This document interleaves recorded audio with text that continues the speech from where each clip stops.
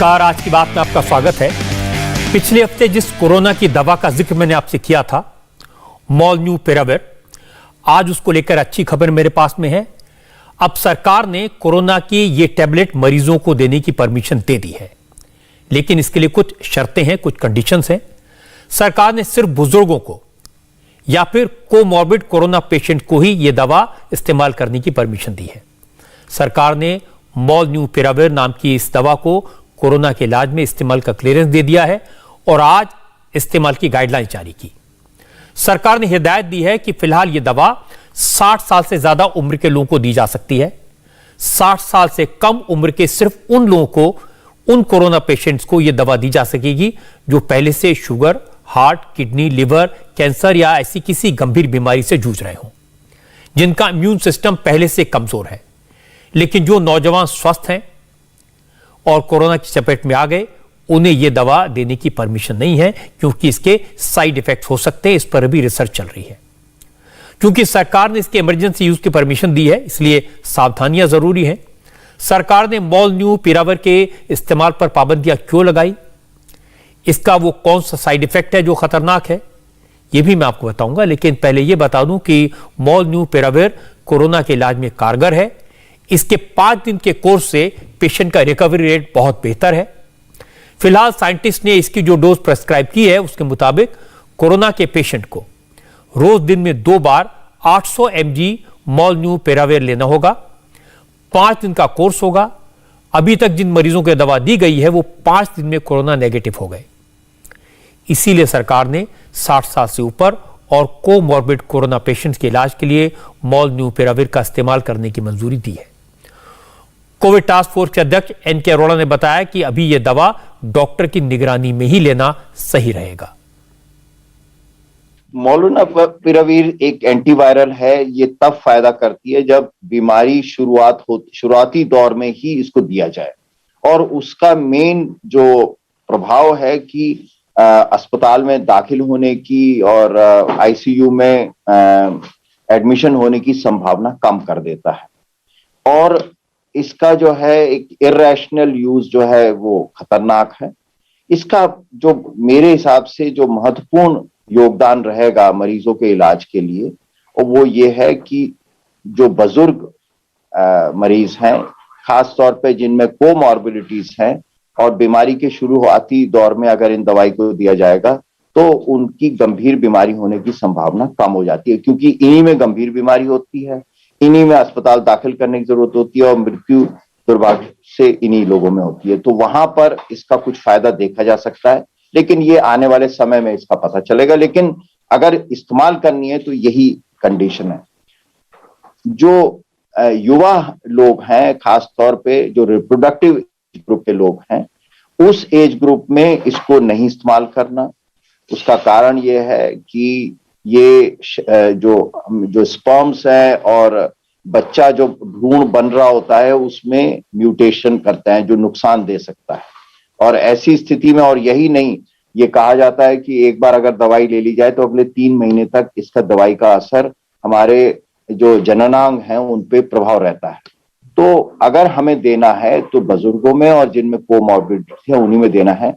बाकी जो age groups हैं उसमें हमें बच के रहना है।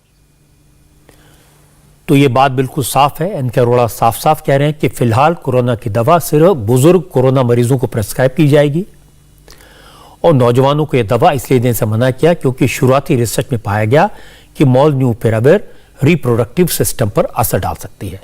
ये इसका साइड इफेक्ट है, इसलिए फिलहाल इसके इमरजेंसी यूज की परमिशन दी गई है।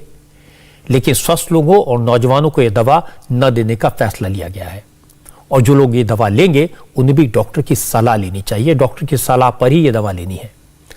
और मैं आपको बता दूं कि मोलन्यूपिराविर नाम की दवा अमेरिकी कंपनी मर्क ने डेवलप की है। अमेरिका और ब्रिटेन में इसके इस्तेमाल की इजाजत दी जा चुकी है। भारत में यह दवा अभी मैनकाइंड फार्मा कंपनी बना रही है। इसके अलावा कई और इंडियन दवा कंपनियों पे मोलन्यूपिराविर ड्रग बनाने की इजाजत दी गई है। यह दवा बहुत महंगी नहीं है। 1 दिन का डोज करीब 350 रुपए का है। कुल 5 दिन का कोर्स है। तो इस तरह से कोरोना का इलाज कुल 1400 रुपए में हो जाएगा। मोलन्यूपिराविर के प्रोडक्शन के लिए 13 इंडियन फार्मा कंपनियों के साथ टाइप किया गया है। यानी मैनकाइंड फार्मा के साथ साथ ये 13 भारतीय कंपनियां भी इस ओरल ड्रग का प्रोडक्शन करेंगी। मोलन्यूपिराविर ड्रग को 1000 मरीजों पर ट्रायल किया गया था और नतीजे बेहतर आए थे। और यह भी जानने की जरूरत है कि अमेरिका ने फाइजर कंपनी की बनाई हुई एंटी कोविड दवा पैक्सलोविड को इस्तेमाल करने की इजाजत दी है।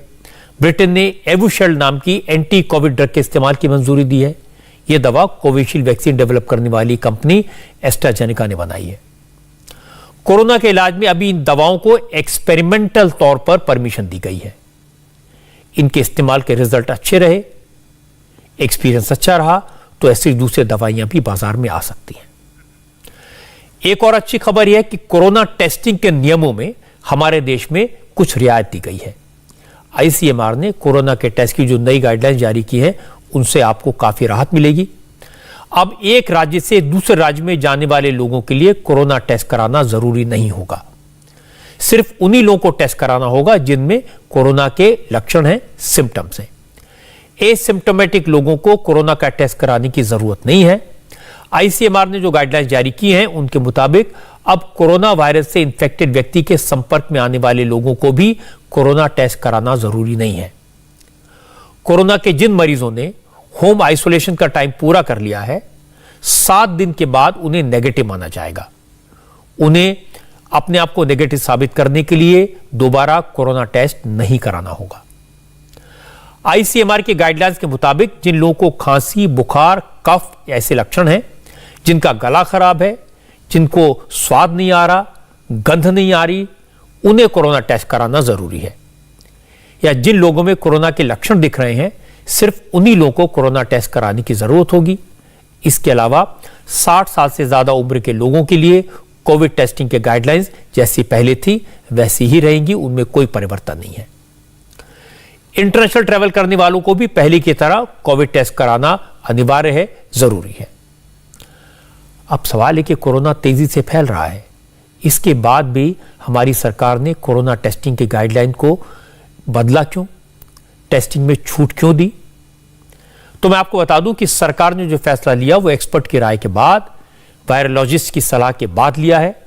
वैज्ञानिकों का कहना है कि कोरोना का नया वेरिएंट ओमिक्रॉन डेल्टा वेरिएंट से कई गुना तेजी से फैल रहा है, लेकिन यह भी सही है कि ओमिक्रॉन कम खतरनाक है। कोरोना का यह वेरिएंट लंग्स तक, फेफड़ों तक नहीं पहुंचता, अगर पहुंच भी जाए तो ज्यादा नुकसान नहीं करता। एक्सपर्ट बताते हैं कि ओमिक्रॉन वेरिएंट सिर्फ ट्रैकिया यानी सांस लेने वाली नली तक ज्यादा इंफेक्शन करता है, जिसके कारण गले में खराश, सर्दी, खांसी, जुकाम और माइल्ड फीवर जैसे सिम्टम होते हैं। लेकिन इस वायरस के शिकार लोगों में ऑक्सीजन लेवल कम नहीं हो जाता। इसीलिए आपने देखा होगा इतनी तेजी से केस बढ़ने के बाद भी हॉस्पिटलाइजेशन का रेशो कम है। ऑक्सीजन सपोर्ट की जरूरत बहुत कम मरीजों को पड़ रही है। जो मरीज इस वक्त ऑक्सीजन सपोर्ट पर हैं या आईसीयू में हैं, वो या तो कोमॉर्बिड हैं या किसी न किसी दूसरी बीमारी से ग्रस्त हैं, या फिर बुजुर्ग हैं, उम्र ज्यादा है, या फिर वो ओमिक्रॉन के बजाय डेल्टा वेरिएंट के शिकार हैं। लेकिन अब डेल्टा वेरिएंट के मामले बहुत कम रह गए हैं। अब एक सवाल मन में आता है कि रोज कोरोना के केसेस की संख्या तो बताई जा रही है, इसके साथ यह भी बताया जाता है कि देश में ओमिक्रॉन के केसेस की संख्या कम है। तो आप यह भी समझ लीजिए, आज पूरे देश में कोरोना वायरस के 1,68,000 से ज्यादा केसेस आए। एक्टिव केसेस की संख्या भी 8 लाख से ज्यादा हो गई है, लेकिन 8 लाख में से ओमिक्रॉन वेरिएंट के प्रूवन केसेस सिर्फ 4,461 हैं। हालांकि एक्सपर्ट्स कहते हैं कि और सरकार यह मानती है कि देश में इस वक्त कोरोना के जितने मामले हैं उनमें ज्यादातर ओमिक्रॉन वेरिएंट के केसेस हैं। क्योंकि ओमिक्रॉन वेरिएंट को प्रूव करने के लिए जीनोम सीक्वेंसिंग करनी पड़ती है। जीनोम सीक्वेंसिंग में वक्त लगता है, एक टेस्ट में 15 से 20 हजार का खर्चा आता है, इसलिए सारे टेस्ट की, सारे केसेस की जीनोम सीक्वेंसिंग नहीं की जाती, वो कम होती है। नागपुर में सरकार ने उदाहरण के तौर पर 32 सैंपल्स की जीनोम सीक्वेंसिंग करवाई, उनमें से 27 सैंपल्स ओमिक्रॉन वेरिएंट के मिले, यानी 82% केसेस ओमिक्रॉन वायरस के हैं। तो सरकार भी मान रही है कि ओमिक्रॉन वेरिएंट जल्दी से जल्दी डेल्टा वेरिएंट को रिप्लेस कर देगा, और चूंकि ओमिक्रॉन वेरिएंट ज्यादा घातक नहीं है, जानलेवा नहीं है, देश में करीब 88% एडल्ट लोगों को वैक्सीन की कम से कम एक डोज मिल चुकी है। इसलिए कोविड टास्क फोर्स के अध्यक्ष एन के अरोड़ा ने कहा, ज्यादातर केसेस ओमिक्रॉन वेरिएंट के हैं कि तेजी से फैलता है और सिर्फ कोविड प्रोटोकॉल का पालन करके ही इस वायरस के इन्फेक्शन से बचा जा सकता है और कोई रास्ता नहीं है। जिस तरीके से संक्रमण का प्रसार हुआ है सारे देश में, चाहे वो उत्तर भारत है, पश्चिमी भारत है, पूर्वी भारत है, कलकत्ता, इनमें सब जगह ऐसा लगता है कि ये सारी जो सर्ज है इस समय केसेस की, जो सडनली एक बाढ़ सी आई है, उसका कारण ओमिक्रॉन ही लगता है। एक बहुत महत्वपूर्ण जो मुद्दा है वो कि हम ज्यादा केसेस को एक साथ ना बढ़ने दे, उसमें यह है कोरोना उपयुक्त व्यवहार जो है हमको इससे बचाएगा। अगर हम मास्क लगाते हैं और सामूहिक समारोह से बच के रहते हैं, ज्यादा लोग इकट्ठे नहीं होते, बाजार तभी जाए जब हमें जरूरत है और ऐसे टाइम पे जाएं जब भीड़ ना हो, अगर इन कुछ बेसिक चीजों का ध्यान करते हैं तो वायरस का संक्रमण प्रसार कम हो जाएगा। यह बात सही है कि ओमिक्रॉन वायरस डेल्टा वेरिएंट से कम खतरनाक है, लेकिन इसका मतलब यह कतई नहीं होना चाहिए कि हम लापरवाही शुरू कर दें, खतरे को हल्के में ले लें। क्योंकि पिछली लहर के वक्त अगर 100 मरीज आ रहे थे तो अब इनकी संख्या बढ़कर 700 हो गई है।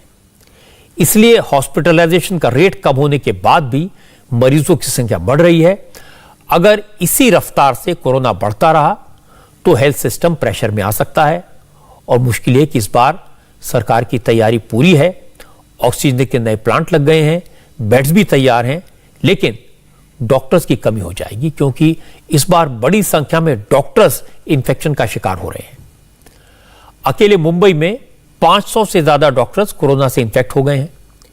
दिल्ली में 1000 से ज्यादा डॉक्टर्स और हेल्थ वर्कर्स कोरोना पॉजिटिव हुए हैं। चंडीगढ़ में 196 डॉक्टर्स कोरोना के इन्फेक्शन का शिकार हो चुके हैं। बिहार में 300 से ज्यादा डॉक्टर पॉजिटिव पाए गए हैं। लखनऊ में 200 डॉक्टर कोरोना पॉजिटिव होने के बाद आइसोलेशन में हैं और बड़ी संख्या में फ्रंटलाइन वर्कर्स भी इस नए वायरस की चपेट में आ रहे हैं।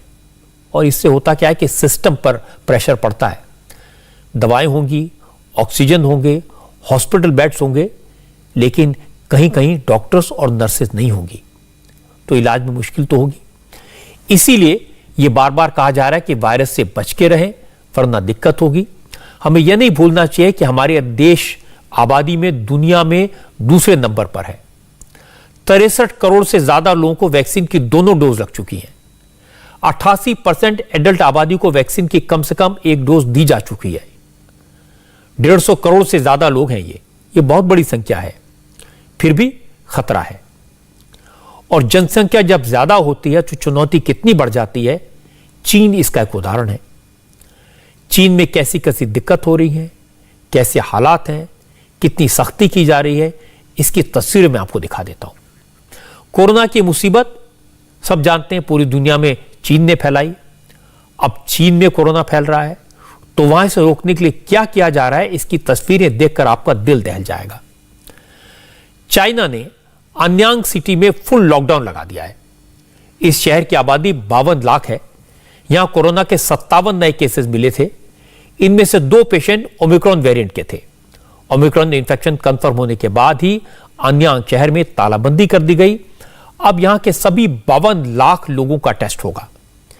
किसी को घर से निकलने की परमिशन नहीं है। अन्यांग समेत इस समय चीन के 3 शहरों में लॉकडाउन है। घर से निकलना तो दूर, घर से बाहर झांकना तक मना है। चाइना के तीनों शहरों में कुल मिलाकर 3 करोड़ से ज्यादा लोग इस वक्त फुल लॉकडाउन में हैं।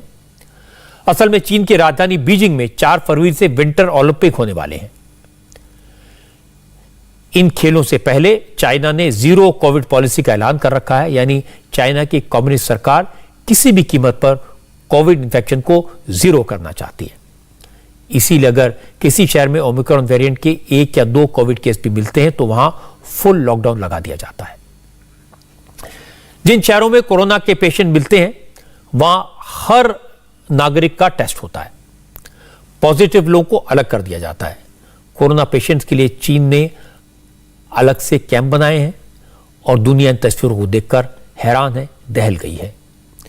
इंटरनेशनल न्यूज़पेपर्स ने इसे कोरोना के नाम पर चीन की हैवानियत कहा है। कोरोना के मरीजों के लिए हजारों केबिन नुमा कमरे बनाए गए हैं। लाइन से हजारों कमरे बने हुए हैं। सभी कमरों में एक एक कोरोना पेशेंट को रखा जाता है। वो बगल वाले केबिन में देख भी नहीं सकता क्योंकि केबिन चारों तरफ से बंद है। उसमें सिर्फ एक छोटा सा सिंगल बेड है, छोटा सा अटैच बाथरूम। इन कैंप्स में बहुत सारे रेस्ट्रिक्शंस लगे हैं, बहुत सारी पाबंदियां हैं। किसी का आना जाना अलाउड नहीं है।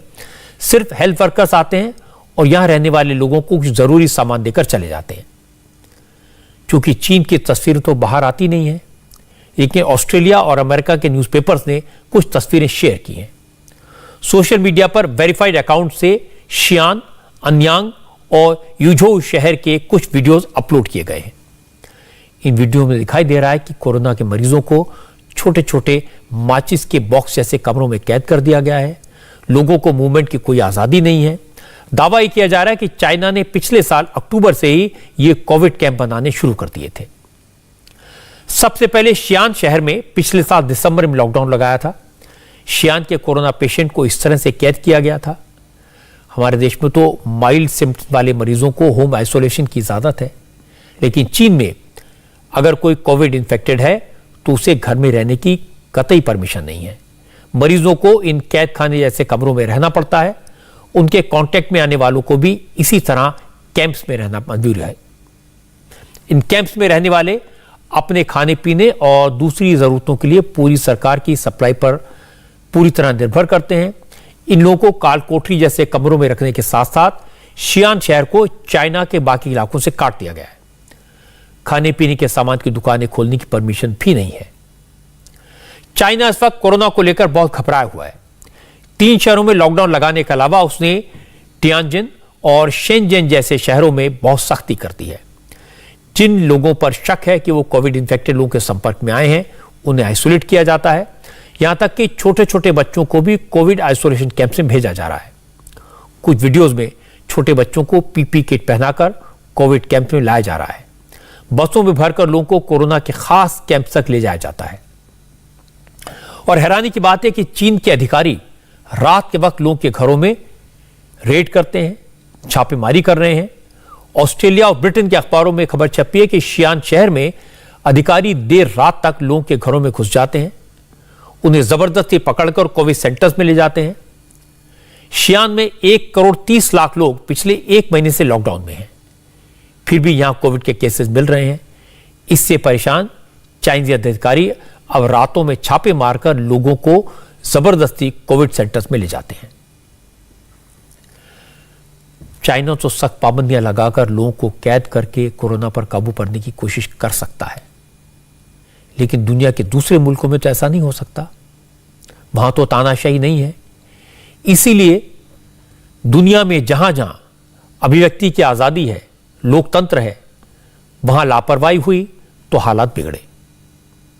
चीन दावा करता है कि उसने अपनी 82% आबादी को वैक्सीनेट कर दिया है, लेकिन फिर भी वहां कोरोना के केसेस बढ़ रहे हैं।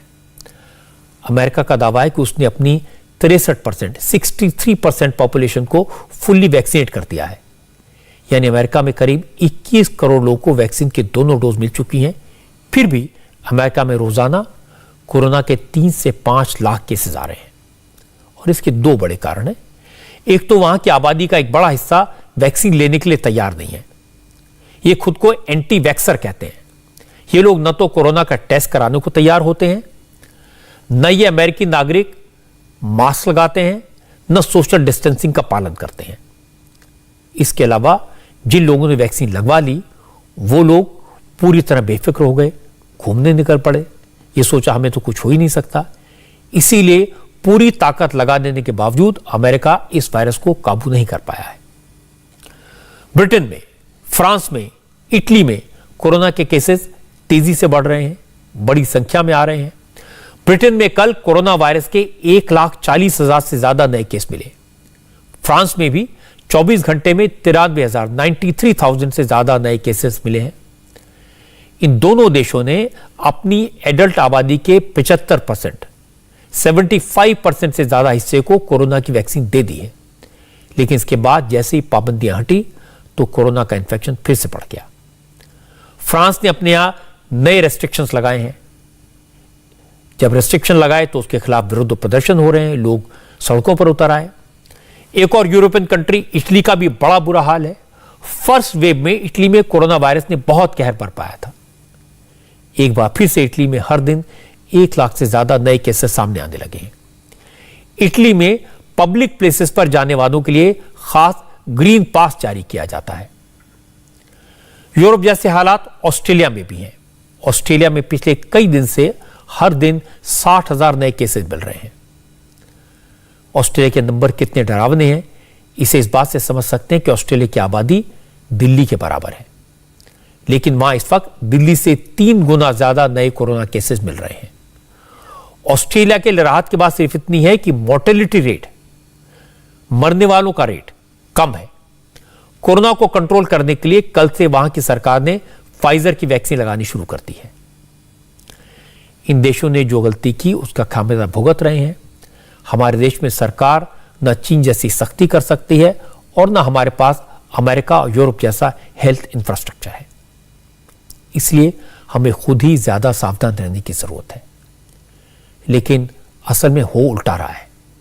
हमारे देश में भी लोग वही गलती कर रहे हैं जो अमेरिका के लोगों ने की। लोग अपनी जिम्मेदारी नहीं समझ रहे हैं, इसका असर दिखने लगा है। दिल्ली में पिछले कुछ दिनों से लगातार 20,000 से ज्यादा नए केस रोज आ रहे हैं, जो पिछले साल कोरोना की सेकेंड वेव के बराबर हो गए हैं। अभी भी दिल्ली में पॉजिटिविटी रेट लगातार बढ़ता जा रहा है। दिल्ली में पॉजिटिविटी रेट 26% पहुंच गया है, यानी टेस्ट किए जाने पर हर चौथा इंसान कोविड पॉजिटिव मिलता है। इसीलिए अब दिल्ली में पाबंदियां बढ़ानी पड़ी हैं। दिल्ली सरकार ने आज से सभी प्राइवेट ऑफिस बंद करने का फैसला किया। रेस्टोरेंट्स कल ही बंद कर दिए गए थे। दिल्ली में नाइट और वीकेंड कर्फ्यू पहले से लागू है। आज अरविंद केजरीवाल ने कहा कि सरकार लॉकडाउन नहीं करना चाहती, इसलिए अगर कोरोना को कंट्रोल में करना है तो लोगों को सरकारी गाइडलाइंस का पालन करना होगा, अपनी जिम्मेदारी निभानी होगी। पिछली वेव के मुकाबले में ये वेव बहुत माइल्ड है, नहीं तो दूसरी जो अप्रैल में वेव आई थी वो बहुत ज़्यादा खतरनाक थी। इस वक्त जैसे 136 मरीज कोरोना के यहाँ पे अभी भर्ती हैं। मैं इनसे पूछ रहा था इन 136 में से कितने पेशेंट्स हैं जो कोरोना का बीमारी लेके आए थे। जैसे कई पेशेंट्स हैं जो कैंसर के लिए कोई आया इलाज कराने, तो उसका जब टेस्ट किया तो उसमें कोरोना निकल आया। किसी की हड्डी टूट गई, वो अपना उसके लिए आया, उसका इलाज किया, उसका चेक किया तो उसमें कोरोना निकल आया। ऐसे कितने पेशेंट्स हैं 136 में से जो ये कह के आए थे जी मेरे को कोरोना है, मुझे कोरोना का इलाज कराना है। 136 में से केवल 6 पेशेंट्स ऐसे हैं जो कोरोना के इलाज के लिए आए थे। बाकी 136 में से 130 पेशेंट्स ऐसे हैं जिनमें इंसिडेंटली कोरोना निकला। वो किसी और बीमारी के लिए आए थे लेकिन इंसिडेंटली कोरोना निकला। पहले आप लोगों को याद होगा कि जब अप्रैल में वेव आई थी, उस वेव में तो लोग कोरोना के लिए ही इलाज कराने के लिए आ रहे थे। लोगों की ऑक्सीजन डाउन हो रही थी, लोगों को तरह तरह की तकलीफें हो रही थी और उसकी वजह से लोग आ रहे थे। ऐसे लोगों की संख्या इस बार बहुत ज़्यादा कम है। तो पूरे दिल्ली में आज जो 2-2.5 हज़ार के करीब लोग अस्पतालों में एडमिट भी है, टोटल सारा मिला के, उनमें मैं समझता हूं कि ऐसे लोगों की संख्या बहुत कम होगी जो केवल कोरोना की बीमारी के लिए अस्पताल में आए। केजरीवाल खुद कोरोना के इन्फेक्शन का शिकार हो गए थे। वो डायबिटिक हैं, लेकिन सिर्फ 5 दिन के बाद उनकी रिपोर्ट नेगेटिव आई। तो एक एग्जाम्पल है, ये कोरोना ज्यादा लंबा नहीं चलता। अब केजरीवाल ने जो बात कही वो उसी तरफ इशारा कर रही है जो मैंने पहले आपसे कहा था। एलएनजेपी में कोरोना के कुल 136 मरीज हैं, इनमें से सिर्फ कोरोना का इलाज कराने आए थे, यानी 136 में से 130 पेशेंट एसिम्प्टोमेटिक थे। अगर इनकी जांच ना होती तो पता ही ना चलता कि वो कोरोना के इन्फेक्शन के शिकार हैं। इसलिए कहा जा रहा है कि ओमिक्रॉन वेरिएंट माइल्ड है। कोरोना के केसेस के मामले में दिल्ली में जो हालत है वो हालत मुंबई में भी है। पिछले 24 घंटों में मुंबई में कोरोना के 11,647 नए केसेस मिले हैं। प्रशासन का कहना है कि मुंबई में सख्ती की गई है। कोरोना गाइडलाइंस का वायलेशन करने वालों के चालान काटे जा रहे हैं, जुर्माना वसूला जा रहा है, केस दर्ज हो रहे हैं और इसका असर हुआ है। मुंबई में पिछले 3 दिन से केस कम हो गए हैं। मुंबई के लोग हैं वो बहुत ही होशियार लोग हैं। हमारे मुख्यमंत्री जो कह रहे हैं उद्धव जी ठाकरे सर, उनको माननारे लोग हैं। उन्होंने देखा आंकड़ा बढ़ रहा है, डेंजर जोन में हम जा रहे हैं। आज भी किसी को भी पूरा कुछ बंद नहीं चाहिए, उनको खुला चाहिए। और ये जानकारी आपसे मिलने के बाद, चैनल के माध्यम से मिलने के बाद, हर एक ने मास्क लगाना, सैनिटाइजर होना, भीड़ में है तो भी मास्क नहीं निकालना, 2 वैक्सीन लेना, 2 वैक्सीन लेके उन्होंने खुद को एक बॉडी को प्रूव करके रखा है। तो इसका मतलब है कि लोग मानते गए और हमारा जो टेस्टिंग हो या ट्रैकिंग हो, ट्रेसिंग हो, वो ज़्यादा जोर से चालू हुआ। इसीलिए आज भी बहुत ही कोरोना संक्रमित या ओमाइक्रॉन संक्रमित रुग्ण कम पाए गए। मुंबई में कोरोना के केसेस कम हुए हैं, ये अच्छी बात है, लेकिन नागपुर से जो तस्वीरें आई वो डराने वाली है। यहाँ के बाजारों में भारी भीड़ दिखाई दे रही है, कोविड गाइडलाइंस का पालन बिल्कुल नहीं हो रहा। ये तस्वीरें नागपुर की फेमस सीताबुर्दी मार्केट की हैं। यहाँ हजारों लोग सड़क पर हैं और मैं आपको बता दूं कि अकेले नागपुर में 24 घंटे में 950 से ज़्यादा कोरोना के केसेस मिले हैं। इसके बाद भी लोग हालात की गंभीरता को समझने के लिए तैयार नहीं हैं। हालांकि प्रशासन ने नागपुर में कोरोना इन्फेक्शन की चेन तोड़ने के लिए सुपर स्प्रेडर्स की जांच शुरू की है। सुपर स्प्रेडर यानी ऐसे लोग जिन्होंने बहुत ज़्यादा संख्या में लोगों को वायरस से इन्फेक्ट कर दिया, ट्रांसमिट कर दिया। सुपर स्प्रेडर के तौर पर नागपुर में करीब 4,500 लोगों की पहचान की गई है, करीब 4,500। इनमें सब्जी बेचने वाले, न्यूज़पेपर हॉकर, मजदूर, ऑटो रिक्शा चालक, सामान की होम डिलीवरी करने वाले सब शामिल हैं। इन सबको आइडेंटिफाई करके इनके कोरोना टेस्ट करवाए जा रहे हैं और जो लोग पॉजिटिव पाए जा रहे हैं उन्हें आइसोलेट किया जा रहा है। महाराष्ट्र के बिल्कुल पड़ोस में कर्नाटक में भी सिचुएशन काफी सीरियस है। आज कर्नाटक में कोरोना के 14,000 नए केसेस मिले, पॉजिटिविटी रेट भी 10% से ऊपर चला गया है। इसके बावजूद कर्नाटक में कांग्रेस पदयात्रा निकाल रही है। कल मैंने आपको दिखाया था कैसे कर्नाटक कांग्रेस के अध्यक्ष डीके शिवकुमार ने कोरोना टेस्ट करने आए डॉक्टर को फटकारा था, भला बुरा कहा था। लेकिन आज पता लगा कि संडे को कांग्रेस की पदयात्रा के दौरान जिन लोगों का सैंपल लिया गया था उनमें से कई लोगों की रिपोर्ट पॉजिटिव आई है। जिन लोगों की रिपोर्ट पॉजिटिव आई है उनमें कांग्रेस के 2 लीडर HM रेवन्ना और CM इब्राहिम दोनों शामिल हैं। सोचिए इन लोगों की लापरवाही की वजह से कितने लोगों तक कोरोना का वायरस पहुंच गया होगा। इसीलिए मैंने कहा कि आम लोगों के साथ साथ नेताओं को भी कोविड प्रोटोकॉल का पालन संभल कर करना चाहिए। कोरोना की 3rd वेव को लेकर डॉक्टर्स जो कहते हैं उसे बार बार समझने की जरूरत है। एक तो यह कि कोरोना का यह नया वेरिएंट 3-4 दिन में, ज्यादा से ज्यादा 7-8 दिन में खत्म हो जाता है। बहुत कम लोगों को हॉस्पिटल या ऑक्सीजन की जरूरत पड़ती है, लेकिन यह बहुत तेजी से फैलता है, 6 सेकंड में भी ट्रांसमिट हो जाता है। इसलिए मास्क लगाए रखना जरूरी है। डॉक्टर्स ये भी कहते हैं कि कोरोना की तीसरी लहर का पीक अभी आना बाकी है, लेकिन दिल्ली, मुंबई, कोलकाता जैसे शहरों में जितनी तेजी से अगले 4-5 दिन में केसेस बढ़ेंगे, उसी तेजी से उसके बाद 4-5 दिन में केसेस कम भी होना शुरू हो जाएंगे और इस महीने के आखिर तक इन बड़े शहरों में लोगों को राहत मिल सकती है। लेकिन एक बात सब एक्सपर्ट्स बार बार कहते हैं कि कोरोना के इन्फेक्शन को हल्के में नहीं लेना चाहिए। जो भी प्रोटोकॉल बताए गए हैं, मास्क लगाना, दूरी बनाए रखना, बिना जरूरत के बाहर न जाना, इनका पालन करना जरूरी है। अगर आप यंग हैं, आपकी इम्यूनिटी अच्छी है या आपने वैक्सीन की दोनों डोज लगवाई हैं, तो आपको कोरोना से ज्यादा खतरा नहीं है। इन्फेक्शन हो भी गया तो आपको तो खतरा नहीं है, लेकिन अगर आपको इन्फेक्शन हुआ तो उससे आपके घर में कोई बुजुर्ग है, कोई हार्ट, कैंसर, किडनी, लिवर की गंभीर बीमारी से ग्रस्त पेशेंट है, तो उनके लिए मुसीबत हो सकती है। इसलिए जब तक कोरोना है, डर के रहना बेस्ट सॉल्यूशन है। और ये ध्यान रखिए, कोरोना बड़े छोटे, बच्चे, बुजुर्ग, गरीब, अमीर, किसी में फर्क नहीं करता। जिससे चूक हुई उसे गिरफ्त में ले लेता है। इस वक्त सबसे ज्यादा मुसीबत नेताओं के साथ है, 5 राज्यों में चुनाव है, कैंपेन भी करना है, मीटिंग्स भी करनी है और कोरोना से भी बच के रहना है, क्योंकि छोटी छोटी चूक बड़ी मुसीबत का कारण बन जाती है। जो पॉलिटिकल लीडर्स हैं उनको लोगों के साथ में रहना पड़ता है। आज बीजेपी मीटिंग में कोरोना का असर दिखाई दिया। कोरोना के कारण बीजेपी अध्यक्ष जेपी नड्डा और यूपी बीजेपी के प्रभारी राधा मोहन सिंह बीजेपी हेडक्वार्टर में यूपी चुनाव को लेकर हुई अहम मीटिंग में फिजिकली शामिल नहीं हो पाए। असल में आज दिल्ली में बीजेपी कोर ग्रुप की मीटिंग थी। मीटिंग में उत्तर प्रदेश असेंबली इलेक्शन के लिए पार्टी के उम्मीदवारों के नाम पर विचार होना था। इस मीटिंग में शामिल होने के लिए अमित शाह, योगी आदित्यनाथ, केशव प्रसाद मौर्य और दिनेश शर्मा, इनके अलावा बीजेपी के अध्यक्ष यूपी में स्वतंत्र देव सिंह, ये सब वक्त पर पहुंच गए। मीटिंग के लिए जेपी नड्डा और राधा मोहन सिंह को दफ्तर आना था, लेकिन ये दोनों कोरोना पॉजिटिव हो गए थे कल ही। तो जेपी नड्डा और राधा मोहन सिंह दोनों वीडियो के जरिए इस मीटिंग में शामिल हुए। पता ही चल रहा है कि आज कोर ग्रुप की मीटिंग में उन 113 सीटों के लिए उम्मीदवारों के नामों पर चर्चा हुई, जिन पर पहले 2 फेज में वोटिंग होनी है।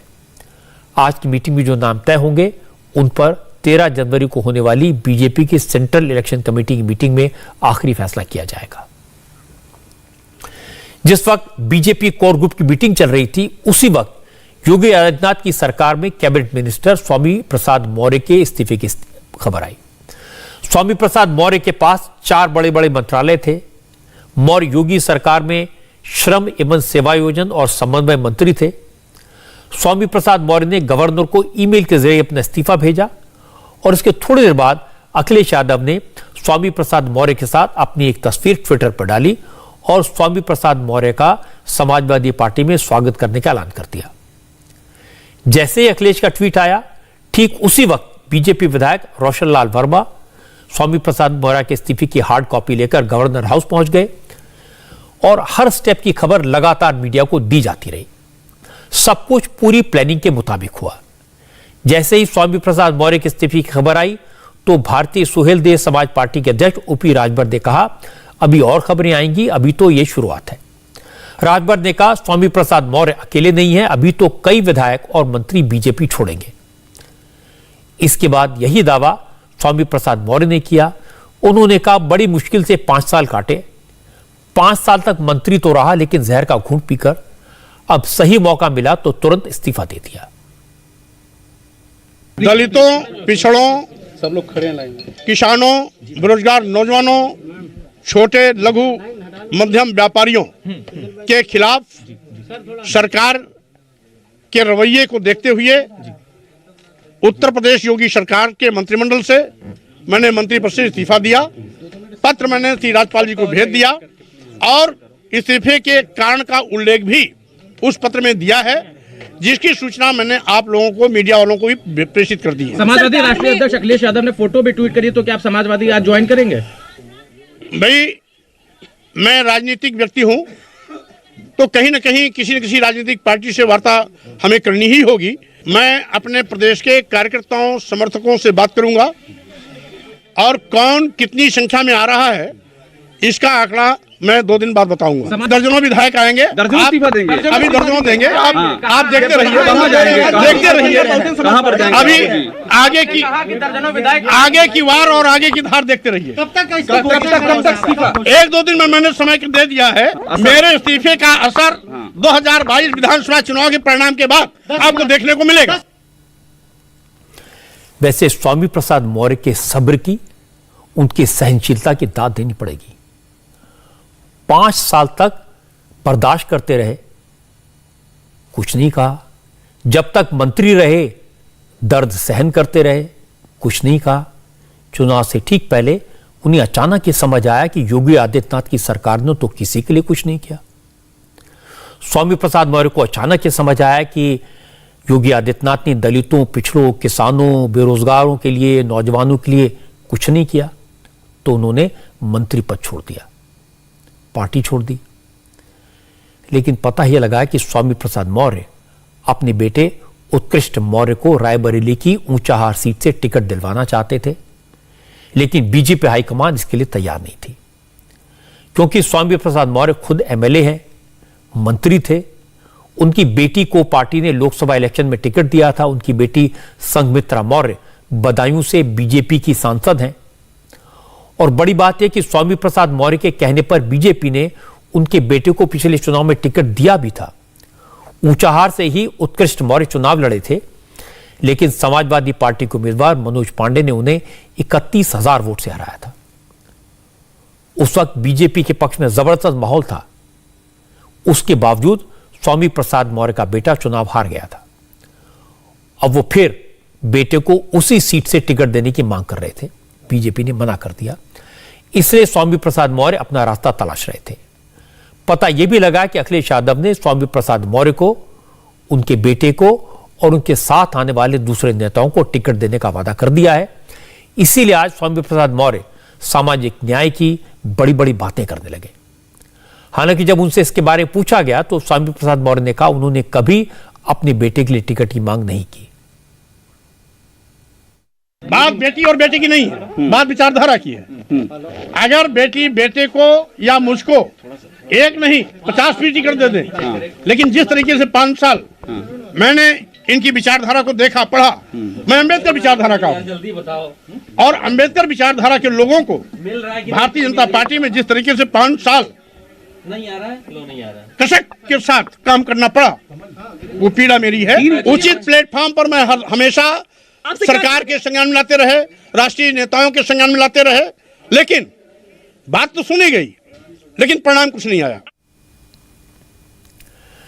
स्वामी प्रसाद मौर्य की बात की क्रेडिबिलिटी होती है अगर उन्होंने 2 साल पहले, 2.5 साल पहले, 3 साल पहले मंत्री रहते हुए पब्लिकली आवाज उठाई होती या फिर मंत्री पद से इस्तीफा दे दिया होता। लेकिन यह बात समझने की जरूरत है कि स्वामी प्रसाद मौर्य पिछड़े वर्ग से आते हैं। यूपी में ओबीसी में मौर्य, शाक्य, सैनी और कुशवाहा जाति की संख्या करीब 6% है। लेकिन यूपी के 13 जिले ऐसे हैं जहां इन जातियों की संख्या 10 से 15% के बीच है। 2017 के विधानसभा चुनाव में बीजेपी ने केशव प्रसाद मौर्य को तवज्जो दी थी, स्वामी प्रसाद मौर्य को अपने खेमे में लाई, इसका फायदा मिला। बीजेपी ने केशव प्रसाद मौर्य को डिप्टी चीफ मिनिस्टर बनाया और स्वामी प्रसाद मौर्य को कैबिनेट मिनिस्टर। अब 5 साल के बाद स्वामी प्रसाद मौर्य को पता चला कि अन्याय हो रहा था, उन्होंने इस्तीफा दे दिया। तो केशव प्रसाद मौर्य ने उन्हें समझाने की कोशिश की। केशव प्रसाद मौर्य ने ट्विटर पर लिखा, वो नहीं जानते कि स्वामी प्रसाद मौर्य ने इस्तीफा क्यों दिया, लेकिन वो अपील करेंगे कि बैठकर बात करें, क्योंकि जल्दबाजी में लिए गए फैसले अक्सर गलत साबित होते हैं। लेकिन स्वामी प्रसाद मौर्य ऐसा लगता है कि काफी पहले से तय कर चुके थे, इसीलिए उन्होंने केशव प्रसाद मौर्य की सलाह खारिज कर दी। कहा कि केशव मौर्य अपनी सलाह अपने पास रखें। केशव प्रसाद मौर्य ने यह कहा है कि आप पुनर्विचार करें अपने फैसले का। मैं उनके सुझाव के लिए उनको धन्यवाद देता हूं, लेकिन मैं समझता हूं वो उत्तर प्रदेश के मुख्यमंत्री हैं, हमारे सलाहकार नहीं हैं, अपनी सलाह को अपने पास रखें। स्वामी प्रसाद मौर्य ने पूरी तैयारी के बाद इस्तीफे का ऐलान किया, इसलिए वापसी का रास्ता तो नहीं दिखता। उनके साथ जो बीजेपी विधायक समाजवादी पार्टी में शामिल होने वाले हैं, उन सभी विधायकों की मुलाकात अखिलेश यादव से पहले ही हो चुकी है। इसीलिए जैसे ही स्वामी प्रसाद मौर्य के इस्तीफे का ऐलान हुआ, वैसे ही बीजेपी की 4 और विधायकों ने भी इस्तीफा दे दिया। सबसे पहले शाहजहांपुर जिले की तिलर सीट से बीजेपी के एमएलए रोशनलाल वर्मा ने इस्तीफे का ऐलान किया। वो शाहजहांपुर की तिलर सीट से बीजेपी के विधायक हैं, 3 बार एमएलए रह चुके हैं, 2 बार बीएसपी से और 1 बार बीजेपी से। लगातार उपेक्षा की गई, चाहे वो कोई मंत्री हो, चाहे कोई विधायक हो, चाहे कोई कार्यकर्ता हो, मनमानी चलाई गई। जनता ने सरकार चुनी है। पार्टियां अगर सरकार चुन लेती, पार्टियां अगर सरकार बना लेती तो जिसको मर्जी हो टिकट दे के सरकार बना ले। जनता चुनती है सरकार, जनता को उपेक्षा हुई है, लगातार उपेक्षा हुई है, किसी की नहीं सुनी गई। 5 साल बाद क्यों आपको लगा कि उपेक्षा हो रही है? तो अरे 5 साल बाद क्यों लगा? आप लोगों को मालूम होगा कि मैं लगातार शिकायतें करता रहा। आपके टीवी चैनल ने भी, प्रिंट मीडिया ने, सबने छापा है। जब शिकायत करता रहा, लगातार शिकायतें की। कौन उपेक्षा कर रहा है? चंद लोग इस सरकार में, जो चंद अधिकारी बैठे हैं, अधिकारी चाहे वो लोक भवन में बैठे हों, चाहे जिला स्तर पर बैठे हों, मनमानी की ये सरकार अधिकारियों ने चलाई है और चंद लोगों ने चलाई। के मौके पे इस्तीफे के कई और मायने निकाले जा रहे कि बीजेपी आपका टिकट काटने वाली थी, इसलिए बीजेपी टिकट काट सकती थी। अगर बीजेपी सोने की कटोरी लाए, उसमें टिकट दें, जब भी नहीं लेने वाले। असल में हर इस्तीफे के पीछे एक छोटी सी कहानी है। रोशन लाल ने पिछले इलेक्शन में जितिन प्रसाद को हराया था। उस वक्त जितिन प्रसाद कांग्रेस में थे। अब जितिन प्रसाद बीजेपी के नेता हैं और योगी की सरकार में कैबिनेट मिनिस्टर हैं। रोशन लाल जानते थे कि तिलहर से अब टिकट मिलना मुश्किल है, इसलिए वो स्वामी प्रसाद मौर्य के साथ हो लिए। इसी तरह बांदा जिले की तिंदवारी सीट से विधायक ब्रजेश प्रजापति ने भी स्वामी प्रसाद मौर्य के साथ बीजेपी छोड़ दी। स्वामी प्रसाद मौर्य जी के समर्थन में अपना इस्तीफा पार्टी को भेज दिया है और आगे जो भी निर्णय माननीय स्वामी प्रसाद मौर्य जी का होगा, हम सब लोग उनके साथ हैं। कितने विधायकों ने दे दिया इस्तीफा, अगर स्वामी प्रसाद मौर्य जी के साथ की हम बात करें? इस विधायकों की संख्या काफी ज्यादा है। धीरे धीरे करके जैसे जैसे लोगों को जानकारी हो रही है। आपके साथ नाम, क्योंकि भाई अगर इस्तीफा दिया है तो बातचीत की होगी आपके साथ के लोगों ने, उन विधायकों के नाम भी बताइए जिन्होंने इस्तीफा दे दिया है। देखिए, माननीय स्वामी प्रसाद मौर्य जी को हम जैसे तमाम विधायक और प्रदेश की जनता उनको अपना नेता मानती है और जो भी नेता का निर्णय होता है उसमें सोचा नहीं जाता है, ना किसी से बात करने की आवश्यकता समझते हैं कोई भी व्यक्ति, और स्वयं से इस्तीफा दे देते हैं। आप देखते जाइए, संख्या बढ़ती जाएगी। ब्रजेश प्रजापति ओबीसी की कुम्हार जाति से आते हैं। स्वामी प्रसाद मौर्य के काफी करीबी हैं। वो पहली बार 2017 में बीजेपी के टिकट पर चुनाव जीते थे। ब्रजेश प्रजापति को स्वामी प्रसाद मौर्य के रिकमेंडेशन पर टिकट मिला था। इसी तरह पिछले चुनाव में स्वामी प्रसाद मौर्य ने कानपुर की बिल्हौर विधानसभा सीट से विधायक भगवती सागर को टिकट दिलवाया था। आज भगवती सागर ने भी बीजेपी छोड़ दी। हम लोग कैसे जाति व्यवस्था के शिकार लोग, जो मजलूम समाज के लोग हैं, जिनकी कोई आवाज नहीं है, जो उनका हजारों साल से शोषण किया गया है, जो 6743 जातियों में बटा हुआ समाज है, इसको कैसे न्याय दिलाया जाए, उसके लिए हम लोग संघर्ष करेंगे और जहाँ इस समाज का हित होगा वो हम लोग निर्णय लेंगे। देखेंगे क्या उचित होगा। बहुजन समाज के जाति व्यवस्था के शिकार लोगों को कैसे न्याय मिलेगा। मुसहार, बरार, तेली, तमोली, नाई, लुहार, बढ़ई, कुम्हार, कहार, धोबी, धानुक, विषम जो जाति, जो प्रजा जातियां हैं, जिनका बड़े पैमाने पर उत्पीड़न होता है। गांव में अब भी जाइए तो सबसे ज्यादा प्रजा जातियों का भी उत्पीड़न है। एक घर है, दो घर है तो उसको वो गुलाम होकर के रह रहे हैं, तो गुलाम होकर के रह रहे तो उनको गुलामी से निजात दिलाने के लिए हम लोग कोशिश करेंगे। स्वामी प्रसाद मौर्य, आपको याद दिला दूं, लंबे वक्त तक बहुजन समाज पार्टी में रहे। बीएसपी के टिकट पर कई बार चुनाव जीते, मायावती की सरकार मिनिस्टर बने, लेकिन पिछले चुनाव के मौके पर उन्होंने मायावती पर टिकट बांटने में पैसा लेने का आरोप लगाया और बीएसपी छोड़ दी, बीजेपी ज्वाइन की थी। आज बीएसपी के प्रवक्ता ने कहा स्वामी प्रसाद मौर्य किसी के सगे नहीं है।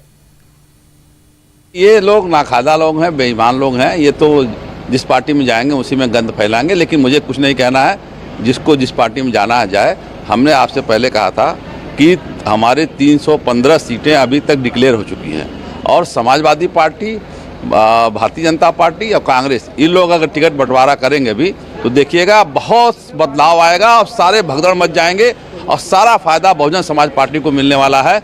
ये सर फुटअव्वल होगी इन लोगों में कि हम किसके साथ जाएं, हम किसके साथ जाएं, ये सर फुटअव्वल होने वाली है। तो आप चिंता ना करिए, बहुजन समाज पार्टी पूर्ण बहुमत सरकार बनने जा रही है। चुनाव से पहले दल बदल होना कोई बड़ी बात नहीं है। जिसे टिकट नहीं मिलता वो पार्टी छोड़ता है।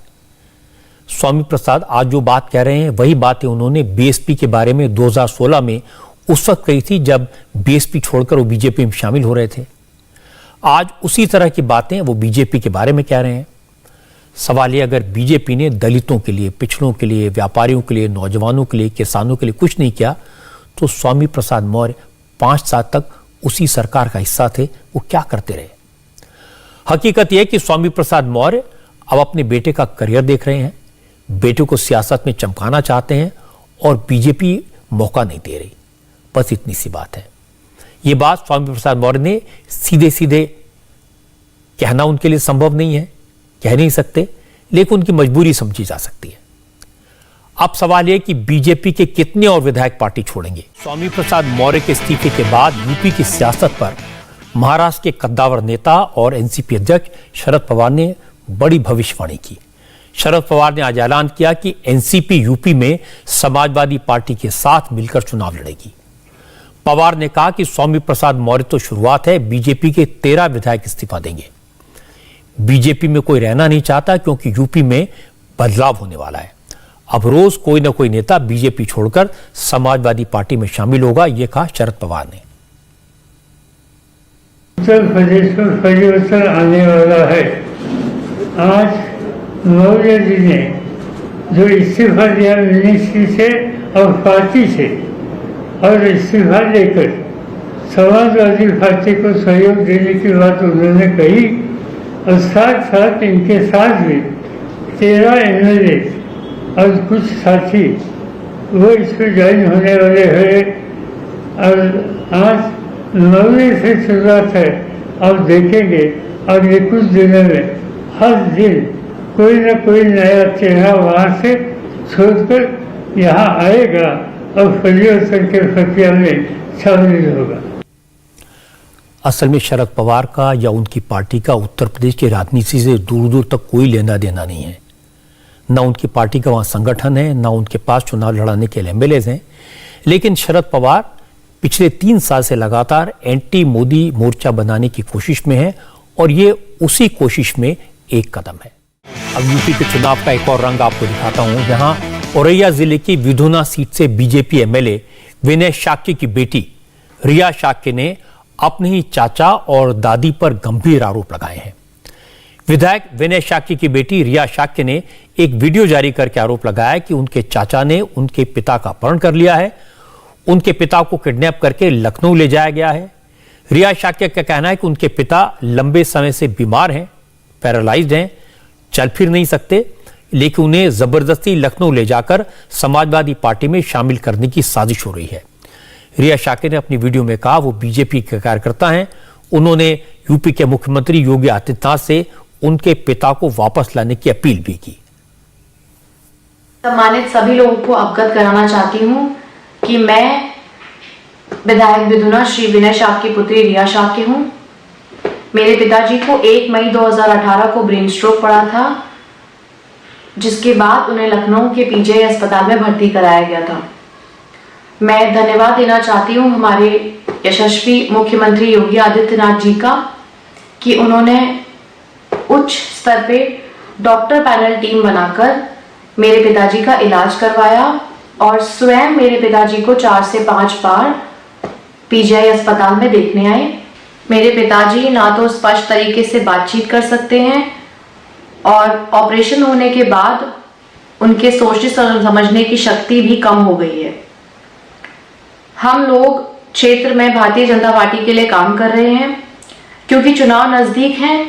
हम लोग क्षेत्र में लगातार लोगों से संपर्क बढ़ा रहे हैं। इसी बीच हमारे चाचा श्री देवेश शाक्य व हमारी दादी मेरे पिताजी को लखनऊ लेकर चले गए हैं। इस समय मेरे पिताजी की स्थिति ठीक नहीं है। वह कहाँ हैं, किस हालत में है, हमें कोई जानकारी नहीं है। मैं सरकार से मांग करती हूँ कि हमारे पिताजी का तत्काल पता लगाकर हम परिवारजनों से उन्हें मिलवाया जाए। अब उत्तर प्रदेश में चुनाव का ऐलान हो चुका है, इसलिए अब तरह तरह के रंग देखने को मिलेंगे। ज्यादातर मामले परिवारों के होंगे। स्वामी प्रसाद बेटे को टिकट दिलाना चाहते थे, नहीं मिला, बीजेपी छोड़ दी। इसी तरह विधुना में विधायक विनय शाक्य की बेटी चुनाव लड़ना चाहती हैं। विधायक का भाई भी दावेदार है। भाई को समाजवादी पार्टी से टिकट का भरोसा मिल गया तो वो अपने पैरालाइज भाई को लेकर लखनऊ पहुंच गया। अब बेटी बता रही है कि वो बीजेपी के वफादार है और अपने पिता को किडनैप करने वालों से उन्हें छुड़ाने की बात कह रही है। कुल मिलाकर जो जातियों के नेता हैं वहां इस तरह के झगड़े अक्सर दिखते हैं। जहां परिवारों की राजनीति इस तरह के झगड़े दिखते हैं, और यूपी में ये लगातार होता है। अभी ऐसे कई और मामले सामने आएंगे। इंडिया टीवी हर वक्त हर जगह डाउनलोड करने के लिए सर्च करें India TV news Google play store या ऐप स्टोर पर।